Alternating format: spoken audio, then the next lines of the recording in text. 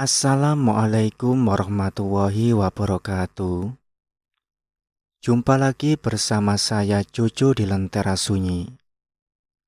Halo teman-teman semua, aku harap kalian dalam keadaan sehat dimanapun kalian berada dan dimudahkan segala urusan kalian semua. Kali ini, admin akan menceritakan kisah mistis pendakian dari Mbak Sinta Lestari. Terima kasih buat Mbak Sinta Lestari yang telah mengizinkan admin membacakan ceritanya. Oke, daripada lama-lama, langsung saja kita masuk ke ceritanya. Perkenalkan, namaku Rian. Panggil saja Ian. Umurku 25 tahun. Mendaki adalah salah satu hobiku. Sudah lama tidak mendaki. Aku berencana untuk mengajak temanku Adam yang juga hobi mendaki. Tapi kali ini dia tidak bisa ikut karena ada kepentingan keluarga. Akhirnya aku memutuskan untuk mendaki sendiri karena sudah hafal jalan pendakian. Suara telepon berbunyi. Rupanya itu dari Adam. Halo Dam, ada apa? Bro, lo jadi kan mendaki? Tanya Adam. Jadi bro, emang kenapa? Jawabku sambil menyeruput kopi di pagi hari. Gini, teman-teman kecil gua dari Bogor katanya mau mendaki. Dan gua suruh mereka bareng sama lo. Karena lo kan udah hafal jalan pendakian, ucap Adam. Oh gitu ya. Oke. Lo kontak aja mereka. Gua tunggu di pos pendaftaran. Bilangin, kita kumpul di sana saja. Perintahku ke Adam. Okean, ucap Adam sambil menutup telepon. Besoknya aku siap-siap untuk berangkat mendaki. Semua barang-barang yang aku butuhkan untuk mendaki sudah siap dalam ranselku. Aku berangkat dari rumah pukul 1 siang dan sampai pukul 2 siang. Di pos pendaftaran aku menunggu rombongan dari Bogor sambil mengirim pesan ke Adam. Udah sampai mana Dam rombongannya? Tanyaku di pesan SMS. Bentar lagi nyampe kok. Udah gua kirim foto lo, biar mereka entar tahu lo yang mana, jawab Adam. 2 jam aku menunggu, tapi tak kunjung datang. Waktu sudah menunjukkan pukul 4 sore. Mas Rian, suara perempuan memanggilku dari belakang. Siapa ya? Tanyaku sambil memperhatikan pakaian yang mereka kenakan. Saya rombongan dari Bogor mas. Ini Mas Rian kan yang mau ngantar kami mendaki? Tanya salah satu dari rombongan. Oh iya, mau berangkat sekarang atau mau istirahat dulu? Tanyaku. Kita langsung mendaki aja ya mas, timpal salah satu rombongan. Rombongan itu berjumlah 5 orang. Mereka semua terdiri dari perempuan. Yang membuatku heran adalah cara mereka berpakaian. Pertama kalinya aku melihat pendaki menggunakan cadar dengan baju serba hitam. Apa mungkin mereka komunitas hijab yang hendak mendaki? Aku pun coba mempertanyakan hal ini kepada Adam, namun Adam tidak membalas pesanku. Sambil berjalan menuju pos 1, aku sedikit mengajak mereka mengobrol untuk perkenalan. Karena dari tadi mereka tidak menyebutkan namanya masing-masing. Selama perjalanan mereka hanya diam membisu. Maaf, tete-tete ini namanya siapa aja ya? Biar aku ntar gampang manggilnya, ucapku sambil tertawa. Namun mereka hanya diam hingga salah satu dari mereka menjawab. Mas Rian fokus aja ngantar kami ya, ucapnya singkat. Aneh, padahal hanya sekedar ingin tahu nama saja, masa tidak boleh, ucapku dalam hati. Tak lama kami sampai di pos 1. Kami hanya beristirahat sebentar dan melanjutkan pendakian ke pos 2. Selama perjalanan mereka masih diam, tidak ada yang berbicara ataupun mengajak ngobrol. Memang sedikit aneh, tapi aku mencoba untuk tidak menghiraukan itu. Karena mereka dari tadi hanya diam, aku pun agak sedikit kaku untuk berbicara. Waktu sudah menunjukkan pukul 8 malam. Angin malam berembus sepoi-sepoi membelai dedaunan dan pepohonan rindang. Di tengah perjalanan dengan posisiku paling depan, tiba-tiba aku melihat orang melintas dengan cepat ke arah semak belukar. Itu siapa?" ucapku kaget. "Udah, Mas jalan saja. Jangan hiraukan bayangan itu," ucap salah satu dari mereka dengan nada yang santai. Aku pun berusaha untuk tidak menghiraukannya dan melanjutkan perjalanan. Tidak lama kami sampai di pos 2 dan berencana untuk bermalam di sini. "Kita bermalam di sini saja ya," ajakku ke mereka. "Iya Mas, boleh. Besok pagi aja kita lanjutnya," jawabnya dengan mantap. Kami pun segera mendirikan tenda dan memasak untuk malam ini. "Emas makan dulu, pasti Emas udah capek," ucap perempuan bercadar itu dengan sorot mata yang sayu sambil memberikan makanan berupa mie dan kopi. "Oh iya teh, makasih," sahutku sambil tersenyum. Tak lama setelah makan, mereka pun mulai memasuki tenda. "Mas, kami beristirahat di tenda ya," ucapnya. "Oh iya, kalian istirahat aja. Besok pagi kita akan lanjut ke pos 3, jawabku. Aku masih di luar tenda ditemani dengan segelas kopi dan roti, menikmati angin malam yang berembus pelan. "Bang, minta." Tiba-tiba, suara anak kecil dari belakang. Aku menoleh ke belakang dan melihat sesosok anak kecil tanpa menggunakan baju mengeluarkan tangan. Tak lama aku mengambil satu roti dari ranselku dan memberikannya kepada anak itu. Ketika hendak mengambil selimut di tenda, anak itu sudah menghilang. "Lah, kok hilang? Kemana tuh anak?" ucapku sambil menyorotkan senter mencari anak itu pergi kemana.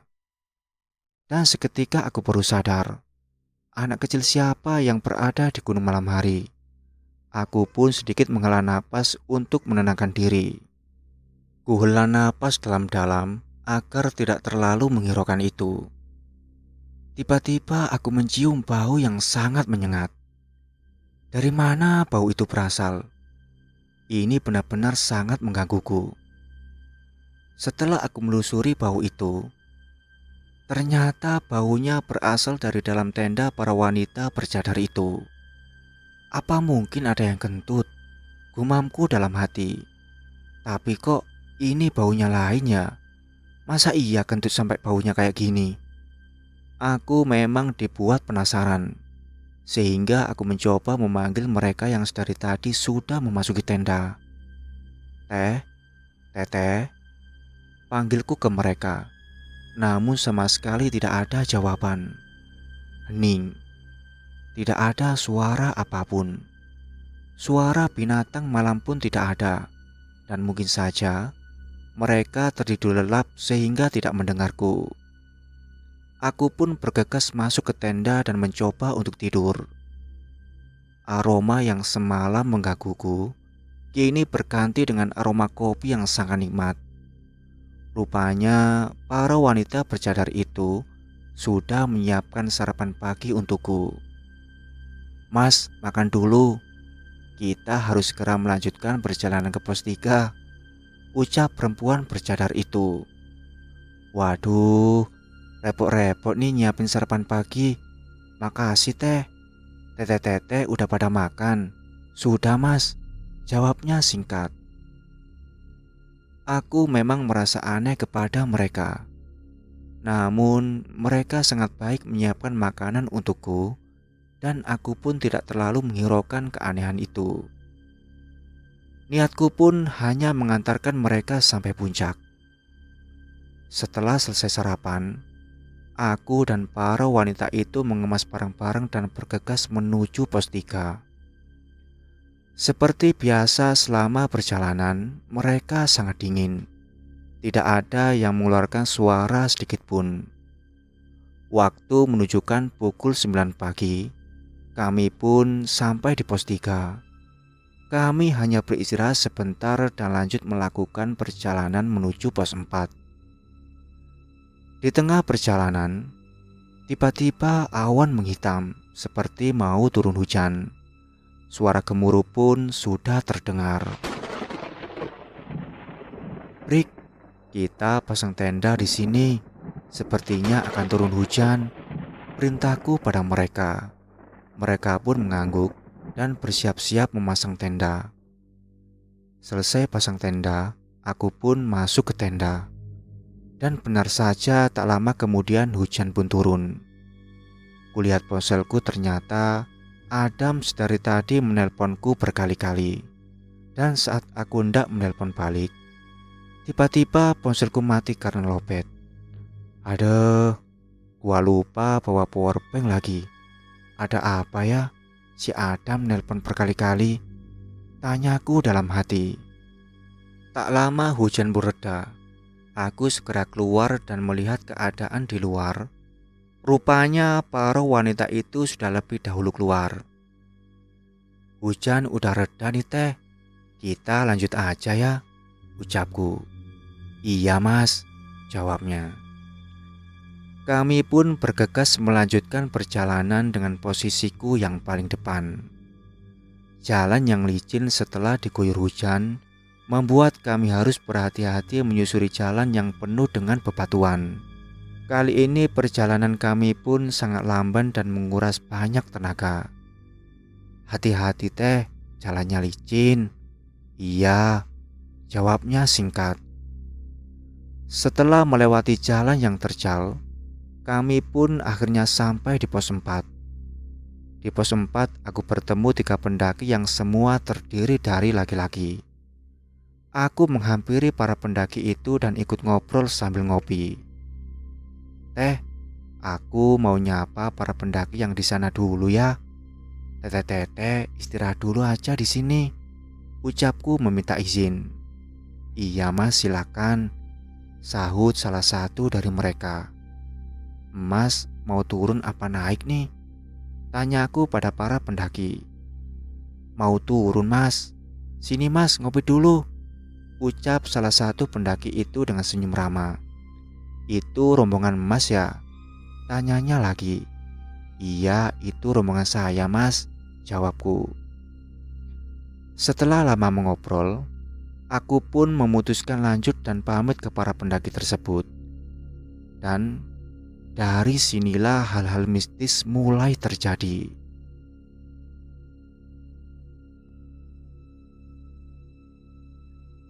"Teh, kita lanjut sekarang ya," ajakku pada mereka. "Iya mas," jawab mereka. Kami berjalan menuju pos 5. Di tengah perjalanan, tiba-tiba kakiku terasa berat. Apalagi medan yang kami lalui semakin sulit. Bebatuan dan tanah yang aku pijak semakin licin. "Kaki saya berat teh, kita berhenti sebentar ya," perintahku. Mereka sama sekali tidak menjawab ucapanku. Dan tiba-tiba salah satu dari mereka menghampiriku lalu memegang kakiku. Entah apa yang akan perempuan bermata sayu itu lakukan. Kini mata perempuan itu menatap tajam seperti melihat sesuatu. Mau ngapain teh?" tanyaku pada dia sedikit heran. Dia tidak menjawab, hanya memegang erat kakiku. Saat tangannya menyentuh kakiku, aku merasa tangannya sangat dingin. "Teh, tangannya dingin banget. Apa teteh kedinginan?" tanyaku penuh khawatir. Namun dia masih saja sibuk memijat kakiku. Sedangkan para wanita lainnya hanya terdiam dan menunduk. Tak lama, tiba-tiba kakiku merasa sudah tak berat lagi. Entah apa yang perempuan itu lakukan. Apa mungkin dia jago mijet? Tapi sudahlah.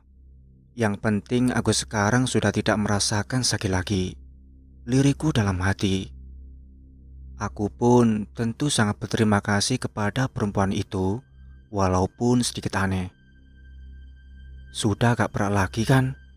Tanya perempuan itu. Iya teh. Duh, makasih ya teh, ucapku pada perempuan itu sambil tersenyum. Kami melanjutkan perjalanan. Dan tiba-tiba suara burung cangak menggelegar tepat di atas kami. Konon, jika ada suara burung cangak menggelegar, maka ada yang mati. Tapi itu masih mitos, aku belum tahu benar tidaknya. Namun, melihat suasana yang sekarang ini, aku agak sedikit merinding. Kami tiba di pos 5 dan berencana beristirahat sebentar. Lalu akan lanjut melakukan perjalanan menuju puncak. Kini waktu menunjukkan pukul 2 siang. Aku beristirahat sambil memperhatikan para wanita bercadar itu. Pakaian mereka hitam, hanya matanya saja yang bisa kulihat. Siapa mereka sebenarnya? Mengapa mereka enggak memberitahu namanya? Mengapa mereka begitu menutupi identitas mereka? Seketika aku teringat kepada Adam, tapi apalah daya, aku tidak bisa menghubunginya. Tak lama aku baru kepikiran, salah satu dari mereka pasti membawa powerbank. Aku pun bergegas menghampiri mereka dan meminjam powerbank. Teh, ada yang bawa powerbank enggak? Enggak ada, Mas. Tak ada satupun dari mereka yang membawa powerbank. Lalu aku pun memutuskan untuk meminjam ponsel agar bisa menghubungi Adam. Kalau begitu, saya boleh pinjam ponselnya enggak teh? Saya mau nelpon Adam. Sontak salah satu dari mereka langsung menjawab. Ponsel saya tertinggal di mobil, Mas. Sedangkan yang lain tidak membawa ponsel, jawabnya. Oh gitu ya? Ya sudah teh, gak apa-apa kalau tertinggal mah, jawabku. Bisa-bisanya dalam kondisi seperti ini ponselku mati, ucapku kesal dalam hati. Tak lama kami melanjutkan perjalanan menuju puncak. Selama perjalanan mereka begitu lihai dan sepertinya mereka sama sekali tidak merasa lelah. Padahal kata Adam, mereka pendaki pemula. Kami pun tiba di puncak setelah melewati perjalanan yang begitu melelahkan. Aku pun sedikit menghirup udara segar di ketinggian puncak, ditemani dengan segelas kopi lagi. Begitu lega rasanya setelah sampai di puncak. Tak terasa kini jam sudah menunjukkan pukul 4 sore. Salah satu dari mereka pun menghampiriku. Mas, kita turun sekarang yuk, ajak wanita bercadar itu. Aku pun mengiyakan ajakannya dan kita bergegas turun. Kali ini para wanita itu di posisi depan dan aku paling belakang. Mas, kami di depannya sekarang, pinta perempuan bercadar itu. Aku pun mengangguk dan tersenyum. Selama perjalanan turun tidak ada kejadian aneh. Hanya saja jalannya yang begitu curam membuatku sedikit melangkah berhati-hati. Namun anehnya, para perempuan itu berjalan sangat cepat hingga aku tertinggal jauh. Teh, tunggu teh, teriakku yang tertinggal jauh. Jangan cepat-cepat teh jalannya licin, teriakku lagi penuh khawatir. Aku pun agak sedikit mempercepat langkahku agar tidak tertinggal jauh. Pos 5 sudah terlewati. Kini kami pun sudah berada di pos 4. Di mana tadi aku bertemu dengan para pendaki itu. Namun sepertinya mereka sudah turun. Sebentar lagi maghrib, kami pun memutuskan untuk bermalam di sini. Karena melihat jalan yang licin, apalagi mereka para pendaki pemula, membuatku sedikit khawatir kalau harus melanjutkan perjalanan malam ini. Teh, kita bermalam di sini ya. Besok pagi aja kita turun, ucapku pada mereka sambil ngos-ngosan. karena lelah mengikuti mereka yang berjalan begitu cepat. "Iya mas," ucap mereka. Kami pun mendirikan tenda dan memasak untuk makan malam. Tepat jam 6 sore, aku pun masuk ke tenda untuk melaksanakan sholat maghrib. Selesai sholat, aku pun keluar tenda dan menghampiri mereka yang mungkin saja baru selesai makan. "Kalian udah makan?" tanyaku. "Udah mas, ini buat mas," jawabnya sambil memberikan makan malam untukku. Tak lama mereka pun masuk ke tenda. "Teh, nggak mau di luar dulu menikmati malam?" tanyaku. "Enggak mas, kami lelah, kami mau tidur agar besok pagi kami bangun dengan badan fit," jawabnya. "Oh ya sudah, kalau begitu istirahat aja teh," ucapku. Malam ini begitu mencekam. Tidak seperti biasanya, tidak ada pendaki yang lain bermalam di sini. Angin berembus sedikit kencang membelai dedaunan rindang yang ada di sekelilingku. Sunyi, sepi, hanya ada suara gesekan ranting. Aku mengeluarkan roti dari ranselku. Tiba-tiba, suara anak kecil yang kutemui waktu itu terdengar lagi. "Bang, minta makanannya," ucapnya begitu memelas. Aku menoleh ke belakang dan benar saja anak kecil itu lagi. Aku memberikan 2 coklat sambil berkata, "Kamu siapa?" Namun anak itu tidak menjawab dan malah berlari. Aku pun dibuat penasaran dan mengikutinya. Mau kemana?" teriakku pada anak kecil itu. Jarakku lumayan agak jauh dari base camp, namun aku masih bisa melihat tenda itu dari sini. Kusorotkan senter dan mencari kemana anak itu. Ini ada makanan lagi. Kalau kamu mau, abang kasih lagi," ucapku agar dia menghampiriku. "Bang!" suara anak kecil terdengar dari belakang. "Kenapa kamu lari? Kamu mau kemana?" tanyaku padanya. Aku pun tidak merasa takut padanya, karena melihat kondisi fisiknya seperti anak kecil biasa. Tiba-tiba, anak itu melotot, seperti sedang merasakan ketakutan hebat. Takut! Ampun!" teriak anak kecil itu berlari kocar-kacir. Aku menoleh ke belakang dan betapa terkejutnya aku. "Tolong! Tolong!" teriakku memecah keheningan malam.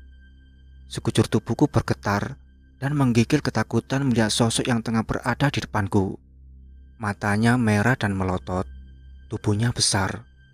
Entah makhluk menyeramkan apa itu. Aku berlari menjauh darinya sampai aku tak sadar. Rupanya aku sudah berlari jauh dari base camp. Ketika aku berlari, tak sengaja aku menendang sesuatu. Aku berhenti sejenak dan kuarahkan senter ke bawah dan betapa dikejutkannya aku dengan apa yang aku tendang. Ternyata itu kepala dengan wajah begitu rusak. "Astagfirullah! Astagfirullah!" teriakku lagi sambil istighfar. "Jangan ganggu aku mohon!" pintaku kepada sosok itu sambil menutup mata. Namun bukannya menghilang, kepala itu malah menggelinding mengelilingiku dengan suara ketawa yang cekikikan. Di sini aku mulai merasakan ketakutan hebat gemetar seluruh tubuhku, keringat dingin bercucuran. Makhluk itu sungguh membuatku tak bisa berkata apa-apa. Akhirnya aku pingsan dan tak sadarkan diri. Aku terbangun. Namun sialnya waktu masih malam. Kuhela napas dalam-dalam agar aku tenang. Sosok kepala yang melinding itu sudah tak ada. Aku mencoba berjalan ke arah base camp, walau sebenarnya rasa takut masih kurasakan. Aku harus segera kembali ke base camp sebelum makhluk itu kembali lagi. Aku tak tahan dengan semua ini. Liriku dalam hati dengan napas masih terengah. Aku berjalan agak cepat, tak kuhiraukan sosok itu. Yang ada di pikiranku hanya ingin segera sampai di base camp. Setidaknya kalau di base camp aku tidak sendiri. Base camp sudah terlihat. Di sini aku berlari agar cepat sampai. Akhirnya aku tiba di base camp. Ucapku dalam hati dengan napas yang mulai tenang. Baru saja sampai di base camp, aku dikejutkan lagi dengan sesuatu yang melintas melewati tenda para wanita itu. Kemudian menghilang di semak belukar. Apa itu? Kok kayak tikus? Tapi kok tikusnya gede banget ya? Ucapku penuh heran. Tiba-tiba, suara tertawa muncul begitu jelas. Suara itu lagi. Ucapku kaget sambil menengok kanan kiri. Bulu kuduku meremang, senter yang kupegang pun bergetar.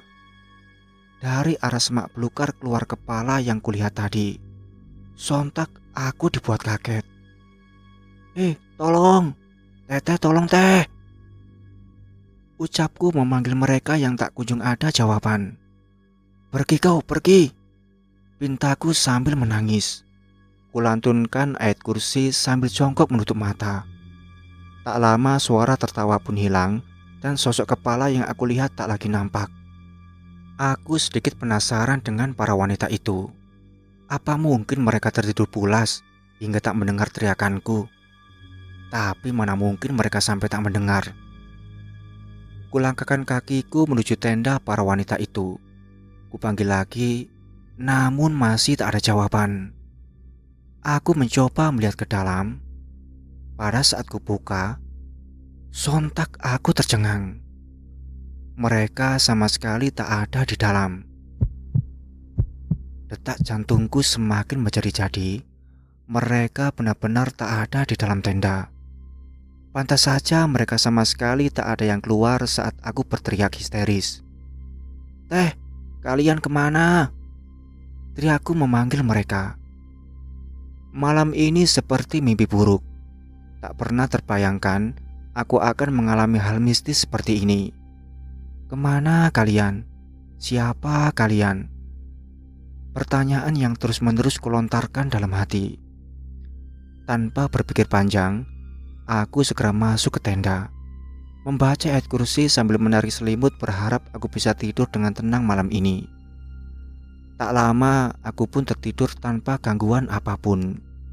Di pagi hari, aku dibangunkan dengan suara burung berkicau. Kulihat ke arah luar, matahari bersinar menyorot ke arah tenda. Kuhirup udara di pagi hari dengan tenang. Para wanita itu sudah ada di luar dan seperti biasa menawariku makanan. Mas, makan mas, ucapnya. Aku sedikit menatap tajam. Aku masih heran dengan kejadian semalam. Kemana mereka pergi? Kuhampiri mereka dan kupertanyakan kejadian semalam. Kemana kalian semalam? Tanyaku. Ayo mas, makan dulu, jawab salah satu dari mereka. Aku tanya teh, teteh kemana semalam?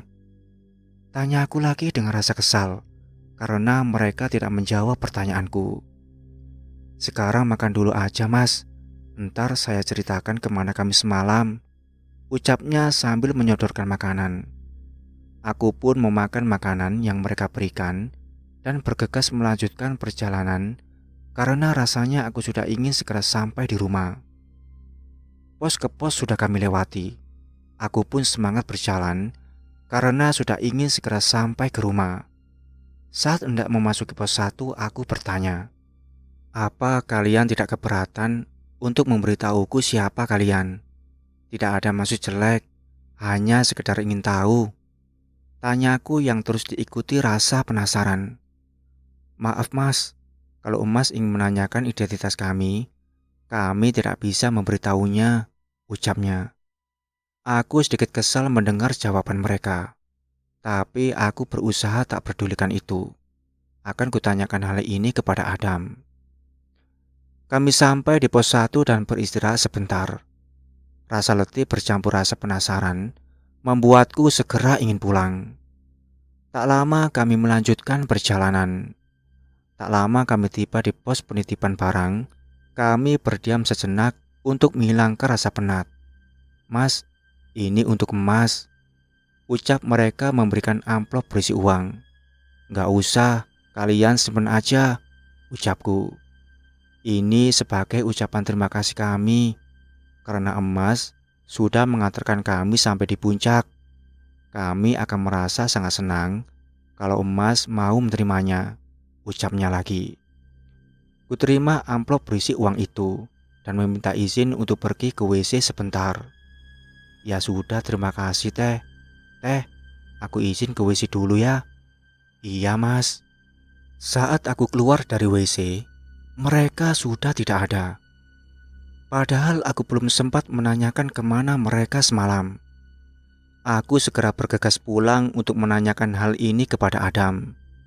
Akhirnya aku tiba di rumah pukul 2 siang. Segera aku bersihkan badan dan kuisi baterai ponselku.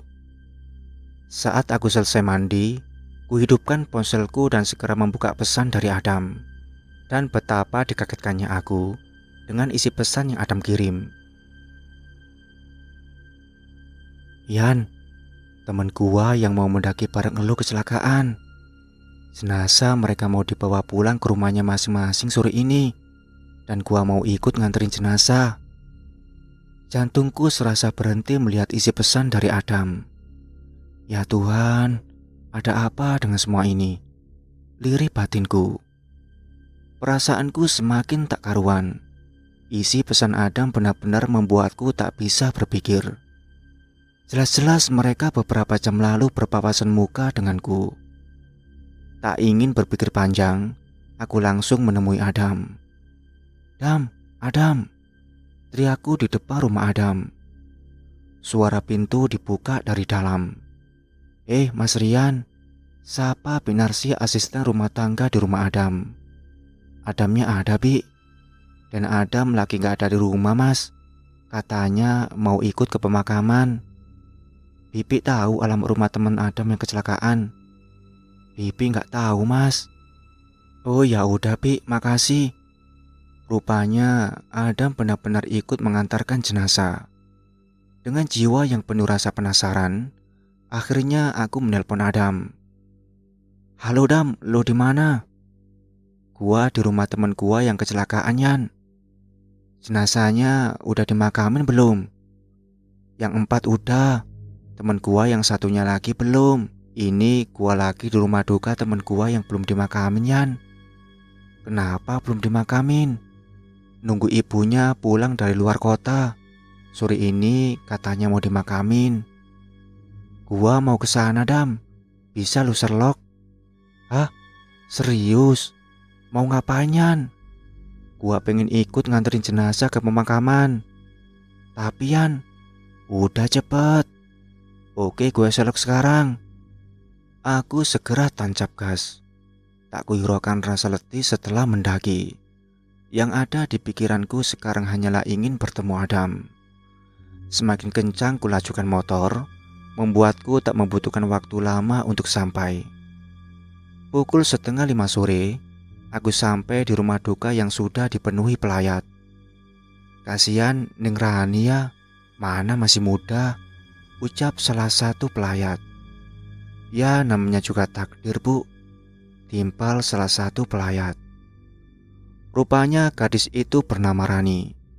Tak ingin membuang waktu lama, aku segera memberitahu Adam lewat pesan bahwa aku sudah ada di rumah duka. Tak lama Adam pun datang. Yan, akhirnya lu nyampe juga. Gua kira lu bakal nyampe jam 5 sore. Gua ngebut di jalan, Yan. Ya udah, masuk, Yan. Aku terpaku di ambang pintu sembari menatap jenazah seorang gadis yang bernama Rani. Kasihan ya, bisik Adam. Mereka ditemukan di mana, Dam? Di jurang, Yan. Hah? Jurang? Iya, mobil mereka jatuh ke jurang, Yan. Innalillahi. Semoga mereka husnul khotimah ya. Amin, lirik Adam. Yang itu siapa, Dam? Bisikku yang melihat seorang ibu-ibu menangis terseduh-seduh. Itu Bu Ani, ibunya Rani. Dia sangat terpukul atas kepergian putri semata wayangnya yang bisa dibilang meninggal secara tiba-tiba, jelas Adam. Tak menunggu waktu lama, jenazah akan segera disolatkan. Setelah selesai disolatkan, Aku dan Adam ikut mengiringi jenazah ke area pemakaman. Tak terasa air mataku mengalir melihat gadis itu yang tengah akan dimasukkan ke liang lahat. Entah kenapa, aku merasa terpukul atas kepergiannya. Namun, di sisi lain aku juga takut atas apa yang terjadi padaku saat di pendakian. Jika memang ini teman Adam, lantas siapa yang kemarin mendaki?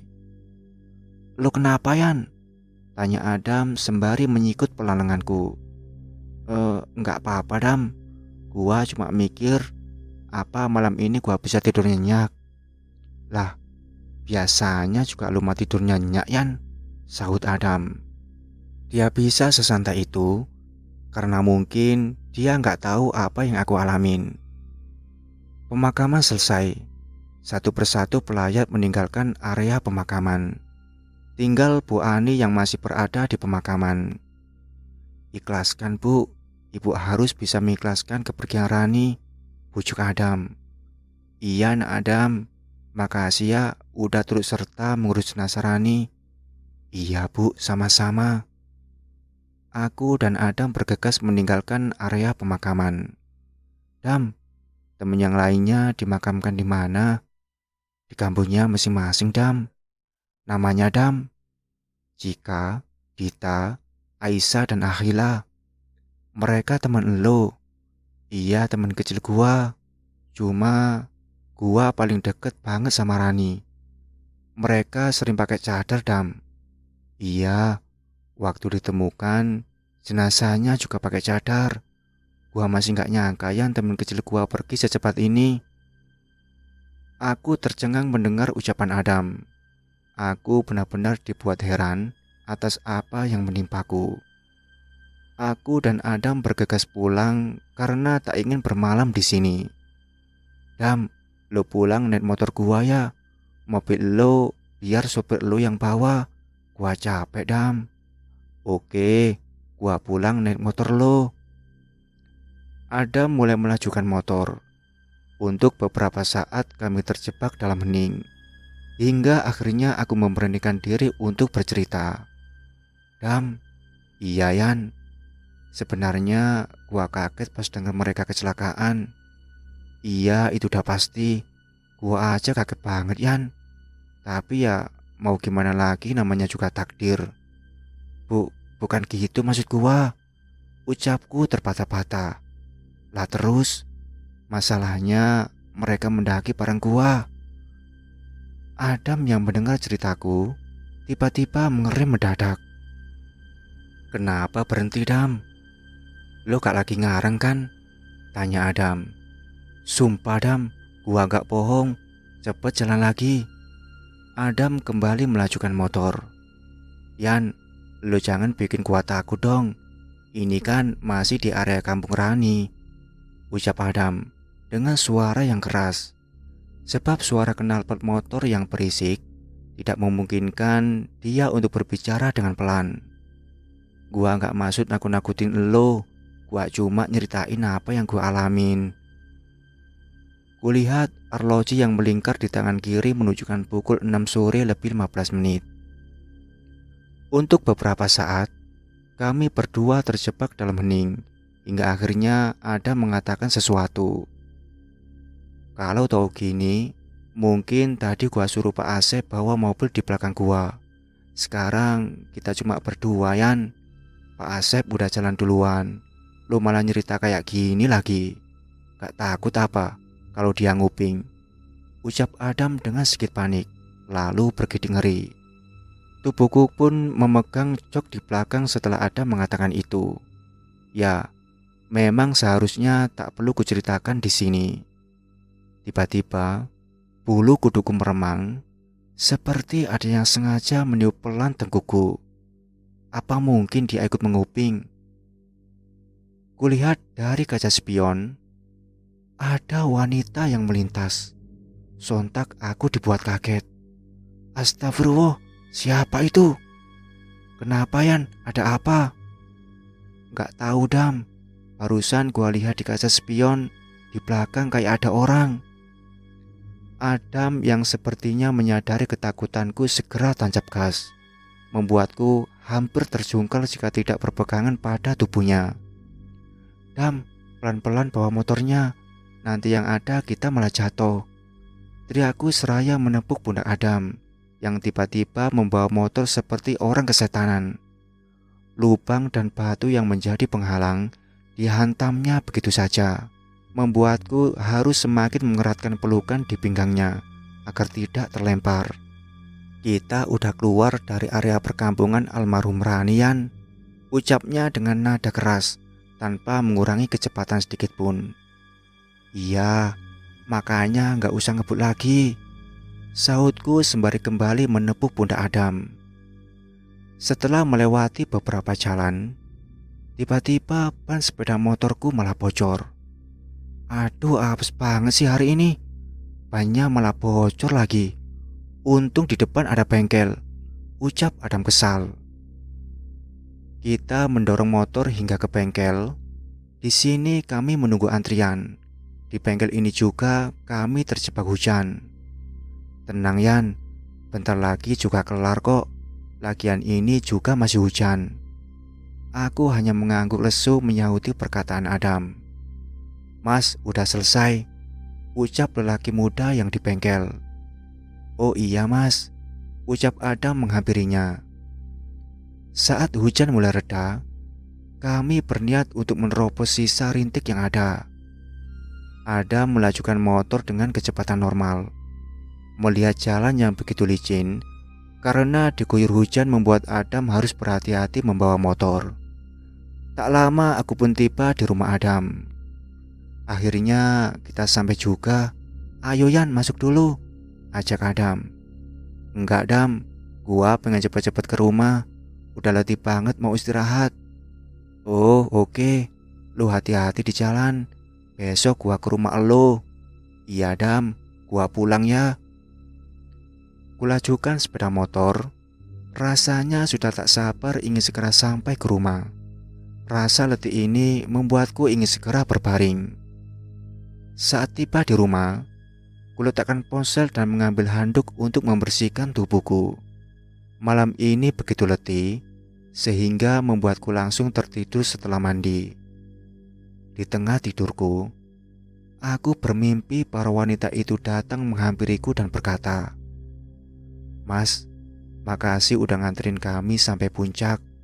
Dan anggap saja kejadian itu halusinasi mas," ucap wanita itu dan berlalu pergi meninggalkanku. Aku terbangun dengan napas ngos-ngosan sembari memandangi sekeliling ruangan. Hanya detak jam dinding yang kudengarkan.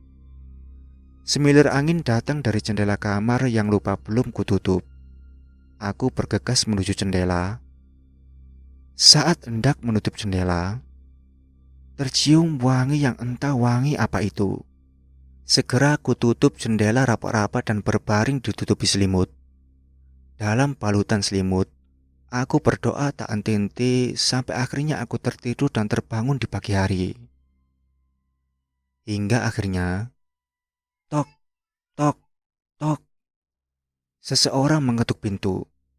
"Yan," ternyata Adam. Aku pun segera membuka pintu. "Masuk Dam, bentar gua bikin teh dulu." Kusodorkan segelas teh untuk memulai percakapan kami. "Yan, kok bisa ya lo mendaki bareng sama mereka? Padahal kan mereka, hus, udah gak usah dibahas. Lagian mereka juga udah tenang sekarang. Semalam gua juga mimpi didatangi mereka."